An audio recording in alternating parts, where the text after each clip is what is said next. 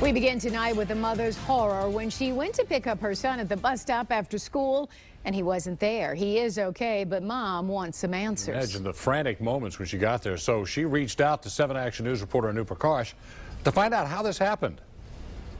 It was scary. Anything could have happened to my baby. Jasmine Thornton is talking about what happened to her 5-year-old son Anthony on Monday. It was the kindergartner's first time riding the school bus, but to Thornton's horror, he was dropped off at the wrong location at the end of the day. I was standing outside waiting on my son to get off the bus so we can go to the movies, and the kids got off and they said, as the kids were coming off, they said, your son has been dropped off at a different stop. I said, what do you mean he's been dropped off at a different bus stop? Thornton was told by the other kids that Anthony got off the bus at an apartment complex down the street. I just went crazy, and I'm like, he's 5 years old. I told the bus driver to go find my son.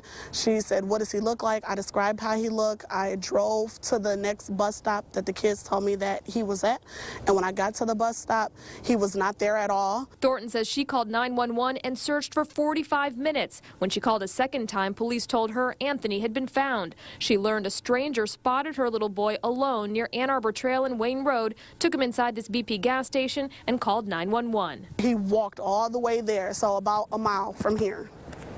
So he was crossing lights, walking across the street all by himself. It was very scary for me, and I could just imagine how it must have felt for him. And when I got to him, he said, Mommy, I looked both ways like you told me to.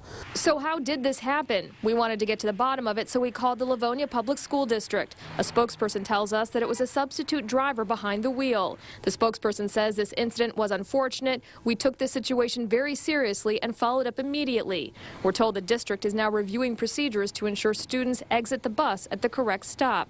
Thornton says she now feels better knowing that. I didn't know what could have happened to him. 45 minutes without your child, not knowing where your child is, that's scary. I don't want this to happen to anyone else. In Livonia, Anu Prakash, 7 Action News. Anthony's mom tells us she would like to see some sort of disciplinary action taken against that bus driver. The district says doesn't discuss potential discipline of staff, but if it's warranted, appropriate action is taken.